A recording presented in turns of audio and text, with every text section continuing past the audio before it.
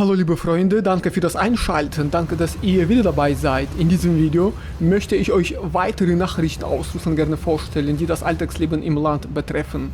Außerdem seht ihr in diesem Video meine Straßenbahnfahrt, Linie 5.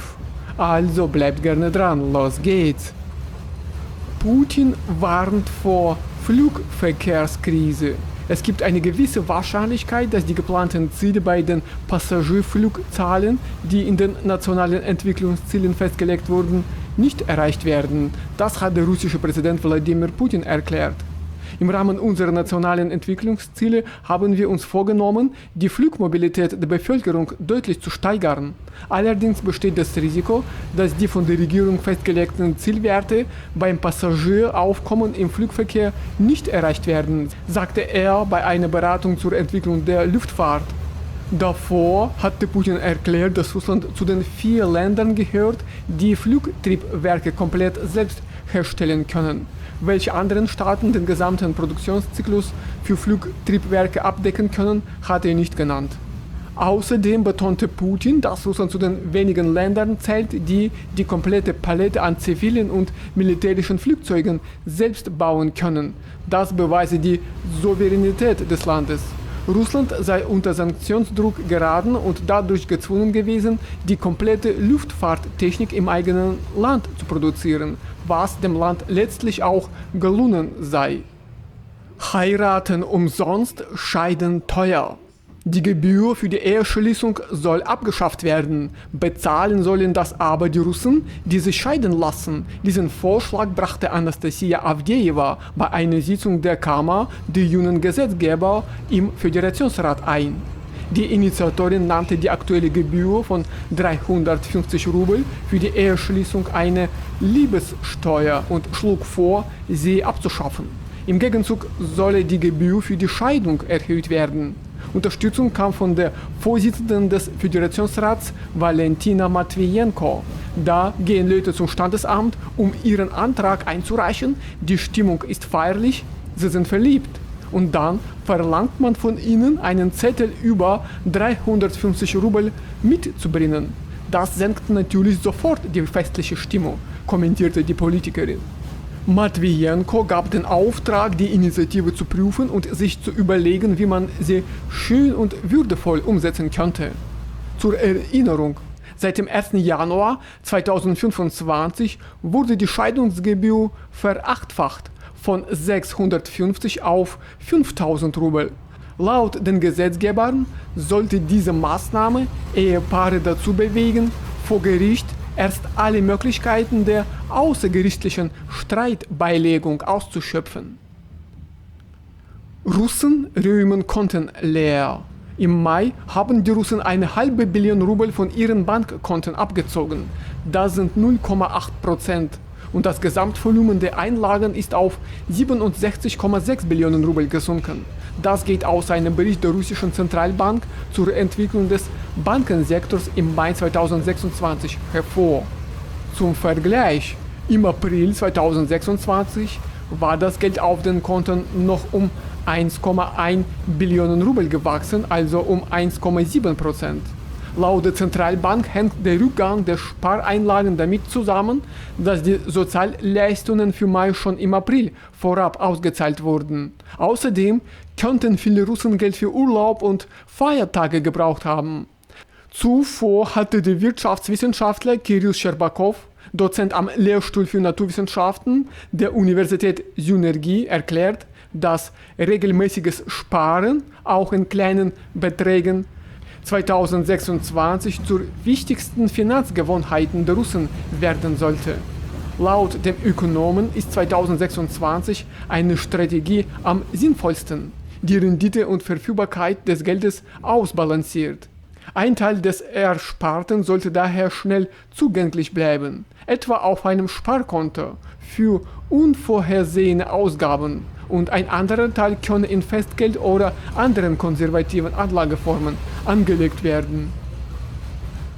Russland verdoppelt Militärausbildung an Schulen. Der russische Bildungsminister Sergei Kravtsov hat angekündigt, dass der Anteil der militärischen Grundausbildung an russischen Schulen verdoppelt wird. Der Minister erklärte, dass für Schüler der 6. bis 11. Klasse ein neues Fach eingeführt wird. Grundlagen der Sicherheit und des Schutzes der Heimat. Rund 20% der Unterrichtszeit in diesem Fach sollen künftig auf die militärische Grundausbildung entfallen. Laut Kravtsow wird der Lehrplan unter anderem den Umgang mit Drohnen sowie militärische Übungslager umfassen. Außerdem kündigte der Bildungsminister an, dass ab dem kommenden Schuljahr ein weiteres neues Fach an den Schulen eingeführt wird: Geistig-moralische Kultur Russlands. Für die Umsetzung dieses Fachs seien bereits 83 Helden ausgewählt worden, darunter auch Soldaten aus dem Militäreinsatz, über die Dokumentarfilme entstehen sollen, betonte er. Russen kaufen Ferienimmobilien auf der Krim. Die Nachfrage nach Ferienimmobilien auf der Krim wird immer stärker von Käufern aus anderen Regionen Russlands getrieben. Laut einer Studie der Analysten entfällt mittlerweile mehr als die Hälfte der Nachfrage nach Neubauten auf der Halbinsel auf Bewohner anderer russischer Regionen. Neben der Krim gehören auch die Region Krasnodar, also Gelendzhik und Sotschi, sowie Altai und die kaukasischen Mineralwasserstädte zu den Top 5 der gefragtesten Urlaubsziele des Landes. Weil die Preise in Sotschi inzwischen ziemlich abgehoben sind und sich das Interesse dort hauptsächlich Richtung Premium- und Luxussegment verschoben hat, greifen Käufer immer öfter zur Krim oder zu Gelendzhik. Dort fließt momentan ein konstanter Strom an Investitionen hin. Im Altai liegt der Anteil regionaler Käufer bei mindestens 40%. Und am Kaukasusmarkt sind vor allem Kislowodsk und Jessentuki gefragt. Gekauft wird vor allem von Leuten aus St. Petersburg und dem Leningrader Gebiet, aus großen Industriestädten wie Tscheljabinsk, Jekaterinburg, Tümen, Novosibirsk, Krasnojarsk und Kasan, sowie aus den nördlichen Öl- und Gasregionen, also dem autonomen Kreis der Khanten und Mansen, dem Jamal-Nenzen-Gebiet, Surgut, Nischnewartowsk und Novy Urengoi. Ganz vorne liegen dabei aber klar die Leute aus Moskau und dem Moskauer Gebiet, die bis zu 40% aller regionalen Käufer ausmachen. Was die Leute kaufen, hängt direkt von ihrem Budget und ihren Zielen ab. Am meisten gefragt sind kleine Wohnungen und sogenannte Euro-Zweier, also Zweizimmerwohnungen im europäischen Grundriss. Die punkten mit niedrigen Einstiegspreisen und lassen sich super in der Saison nutzen oder vermieten, egal ob tageweise oder langfristig. Auf Platz 2 landen Service Apartments im Business-Segment. Danach kommen kleine Häuser und Reihenhäuser für alle, die dauerhaft umziehen wollen, sowie Premium-Objekte mit Meer- oder Bergblick für die zahlungskräftigere Klientel.